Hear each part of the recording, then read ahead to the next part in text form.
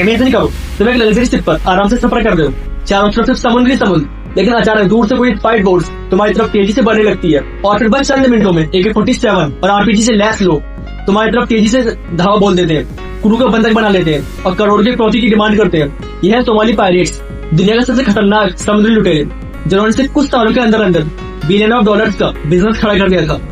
लेकिन रुको, क्या आप जानते हो कई लोग इन्हें किन्नर नहीं बल्कि हीरोज मानते हैं। क्यों? क्या सच में मजबूरी में बने पायलट्स थे या सिर्फ पैसों की भूखे अपराधी? और सबसे बड़ा सवाल, आखिरकार ये कहाँ गायब हो चुके हैं?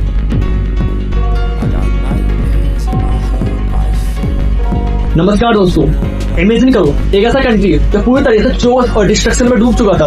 1990 का डिकेड सोमालिया के लिए एक लिविंग नाइटमेयर साबित हुआ। सिविल वार की शुरुआत ने पूरे देश को बर्बादी की कगार पर पहुंचा दिया। क्लैंस के बीच अनगिनत पावर स्ट्रगल, पॉलिटिकल इंस्टेबिलिटी ने सोमालिया की गवर्नमेंट को पूरी तरह से कोलैप्स कर दिया था। अब सोचो, एक ऐसा देश जहाँ सेंट्रल अथॉरिटी पूरी तरह से खत्म हो चुकी थी, no police system, no rules, सिर्फ और सिर्फ एनर्जी, पूरा सिस्टम ब्रेकडाउन हो चुका था और लोग सिर्फ अपने सर्वाइवल के लिए लड़ रहे थे। जब गवर्नमेंट ही खत्म हो गई तो लोगों के पास सिर्फ दो ही रास्ते थे, या तो एक्सट्रीम पॉवर्टी और हंगर में मर जाना या फिर क्राइम का रास्ता चुन लेना। वेपन्स भाई इतने कॉमन हो गए थे कि क्राइम जैसे रैपिडली इंक्रीज होने लगे। सोमालिया के कोस्टल एरियाज में रहने वाले लोग सबसे ज्यादा इम्पैक्ट हुए। पहले लोग फिशिंग करके अपनी रोजी रोटी कमाते थे, लेकिन जब उनके पास कोई स्टेबल सोर्स ऑफ इनकम नहीं था तो कोस्टल कम्युनिटीज पूरी तरह से बर्बाद हो चुकी थी और लोग अपने सर्वाइवल के लिए लड़ाई में किसी भी हद तक जाने के लिए तैयार थे। अब यहाँ से शुरू हो रही है सबसे शॉकिंग और अनफेयर स्टोरी। जब सोमालिया के कोस्ट पूरी तरीके से अनप्रोटेक्टेड थे तो कई इंटरनेशनल पावर्स ने सिचुएशन का बुरी तरह से एक्सप्लॉइट किया। BBC और UNEP की रिपोर्ट्स ने इस डार्क ट्रुथ को रिवील किया। सोमालिया के कोस्टल एरियाज में टॉक्सिक वेस्ट डंपिंग और इलीगल फिशिंग का सिलसिला बड़े पैमाने पर शुरू हो गया। यूरोपियन एंड एशियन कंपनीज ने सोमालिया के समुद्र को अपना पर्सनल गार्बेज डंप बना दिया। टॉक्सिक केमिकल, न्यूक्लियर वेस्ट और न जाने क्या क्या सोमालिया के अंदर डंप किया जाने वाला। इमेजिन करो, वो लोग जो कोस्टल एरियाज में रहते थे उनके लिए ये किसी डेडली पॉइजन से कम नहीं था। UNEP की रिपोर्ट्स के अनुसार सोमालिया के अंदर कई तरह के डेंजरस केमिकल डंप किए जाने लगे, जिनमें न्यूक्लियर वेस्ट, लीड और दूसरे टॉक्सिक एलिमेंट्स शामिल थे। इसका इफेक्ट न सिर्फ मरीन लाइफ पर पड़ा, कोस्टल कम्युनिटीज में रहने वाले लोगों की हेल्थ भी पूरी तरह से डिस्टर्ब हो गई थी। कई लोगों को सीरियस हेल्थ इश्यू होने लगे, स्किन डिसीज, रेस्पिरेटरी प्रॉब्लम्स और यहाँ तक कि ये कैंसर जैसी डेडली डिसीज भी फैलने लगी। ये सब कुछ सिर्फ और सिर्फ ग्रीड और एक्सप्लॉयटेशन की वजह से हो रहा था। इलीगल फिशिंग का लेवल इतना बढ़ चुका था कि सोमालिया के फिशरमैन के पास कैच करने के लिए कुछ नहीं बचा था। ये लोग जिन मछलियों पर अपनी रोजी रोटी के लिए डिपेंड करते थे वो उनके हाथ से ही छीन ली गई। फॉरेंसिक्स बिना किसी रोक टोक के उनके वाटर्स में फिश कैच कर रहे थे। अब यहाँ से असली ट्विस्ट शुरू होता है। कोस्टल कम्युनिटीज के पास अब सर्वाइवल का कोई और ऑप्शन नहीं बचा तो उन्होंने फॉरेंसिक्स पर अटैक करना शुरू कर दिया। शुरुआत में उनका मकसद सिर्फ अपनी सी टेरिटरी की प्रोटेक्शन करना और फॉरेंसिक्स को वार्निंग देना था, वे उनके बॉर्डर्स में ना आए। लेकिन जैसे जैसे एक्सप्लॉयटेशन बढ़ता गया, ये अटैक्स भी ज्यादा डेंजरस और एग्रेसिव होते गए। सोमालिया की पायरेट्स अब दुनिया के लिए सबसे बड़े थ्रेट में से एक बन चुके थे। लेकिन असली सवाल ये है कि क्या पायरेट्स सच में सिर्फ लुटेरे थे या फिर ये लोग पोर्ट्स थे? इस रास्ते पर चलने के लिए क्या ये क्राइम था या फिर एक प्रोटेस्ट उन पावर्स के लिए जो सोमालिया के रिसोर्स को लूट कर रही थी? अब ये स्टोरी और भी ज्यादा इंटेंस होती जा रही है। सोमालिया के कोस्टल एरियाज में रहने वाले लोकल फिशरमैन का स्ट्रगल और उनके रिसोर्सेज का खत्म होना एक ट्रेजेडी पायरेट्स की शुरुआत को बढ़ते दिया। इमेजिन करो एक कोस्टल कम्युनिटी जिसने सदियों से सिर्फ फिशिंग के जरिए अपने सर्वाइवल किया, लेकिन इलीगल फिशिंग और टॉक्सिक वेस्ट डंपिंग की वजह से उनके वाटर पूरी तरीके से पॉल्यूटेड हो चुके थे। पहले जहाँ मछलियाँ आसानी से मिल जाती थी, अब वहीं वाटर पूरी तरीके से खाली हो चुके थे। लोकल फिशरमैन के पास अब ना तो एम्प्लॉयमेंट था और ना ही कोई स्टेबल इनकम सोर्स। उनकी बोट्स और नेट पूरी तरीके से यूजलेस हो चुकी थी। ये लोग जो कभी खुद के राजा हुआ करते थे अब गरीबी और भुखमरी की कगार पर पहुंच चुके थे। सर्वाइवल के लिए हथियार उठाना और रेजिस्टेंस। लेकिन एक बार याद रखो, जब किसी के पास खाने के लिए कुछ नहीं बचता तो वो किसी भी हद तक जाने के लिए रेडी रहते हैं। यही हुआ सोमालिया की कोस्टल कम्युनिटीज के साथ। सर्वाइवल के लिए हथियार उठाना अब उनकी मजबूरी बन चुकी थी। पहले ये लोग सिर्फ फॉरेंसिक्स को वार्निंग देने के लिए वेपन्स कैरी करते थे, लेकिन जैसे जैसे एक्सप्लॉयटेशन बढ़ता गया वैसे वैसे ही उनका गुस्सा और भी रिसेंटमेंट भी बढ़ता गया। ये रेजिस्टेंस अब एक ऑर्गेनाइज्ड मूवमेंट में बदल गए। लोकल फिशरमैन ने ग्रुप्स बनाना शुरू कर दिया। कुछ लोग इन्हें क्राइम समझते हैं। स्मॉल स्केल रेजिस्टेंस का ऑर्गेनाइज्ड पायरेसी में बदल गया। अब बात सिर्फ सेल्फ डिफेंस की नहीं रही। सोमालिया के कोस्टल बॉर्डर्स में इतनी फॉरेन शिप्स आने लगी थी कि रेजिस्टेंस ग्रुप ने अटैक करना शुरू कर दिया था।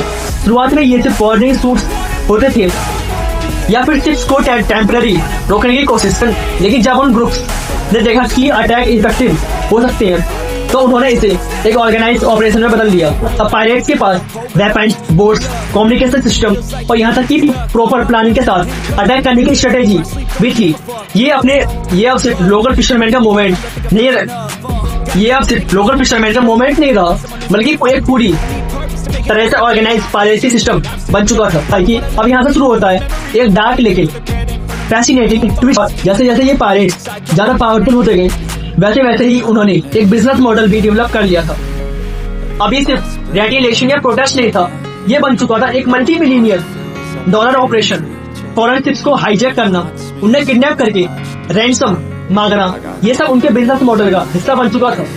सोचो, एक ऐसी जगह जहाँ गवर्नमेंट की कोई अथॉरिटी नहीं थी, वहाँ ये पायरेट्स खुद के रूल्स बना रहे थे, अपने टेरिटरीज को कंट्रोल कर रहे थे और शिप्स को टारगेट कर रहे थे। और यहाँ से पायरेट्स की पहचान पूरी दुनिया में फैलने लगी। मीडिया उन्हें क्रिमिनल बताने लगा, लेकिन कुछ लोग उन्हें हीरोज मानने लगे। जो भी हो, ये पायरेट्स अब एक ग्लोबल थ्रेट बन चुके थे। लेकिन असली ट्विस्ट तो अब शुरू होने वाला था, क्योंकि ये पायरेट्स सिर्फ वेपन्स और बोट्स के दम पर ही इतने पावरफुल नहीं बने। इनके पीछे एक बिजनेस मॉडल की कहानी छुपी हुई थी, जिसने पूरी दुनिया को शॉक कर दिया था। और आगे हम जानेंगे कि कैसे ये पायरेट्स अपने एनिमीज के लिए एक डरावने नाइटमेयर में तब्दील हो गए।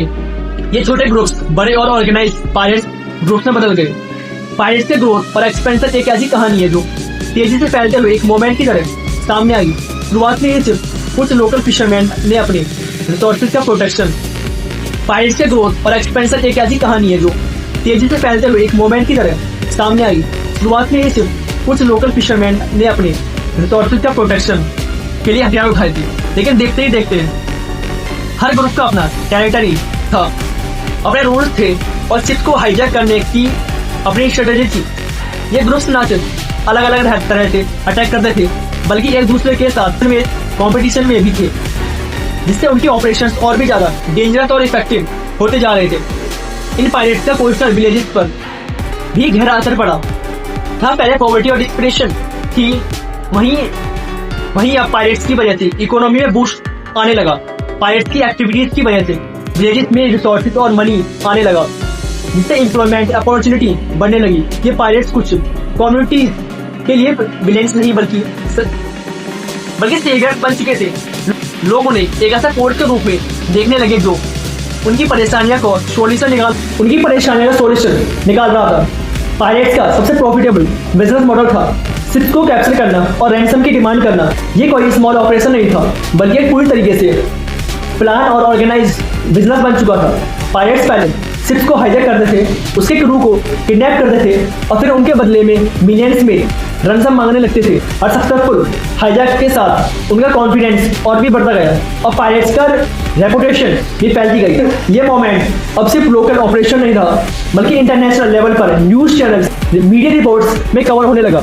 पायरेट्स की कहानी विलन से हीरोज बनने की हो गई। इंटरनेशनल मीडिया ने शुरू में उन्हें डेंजरस और रूथलेस पायरेट्स के रूप में दिखाया, लेकिन जैसे जैसे उनकी कहानी खुलती गई, कुछ लोग उन्हें लोकल हीरोज मानने लगे।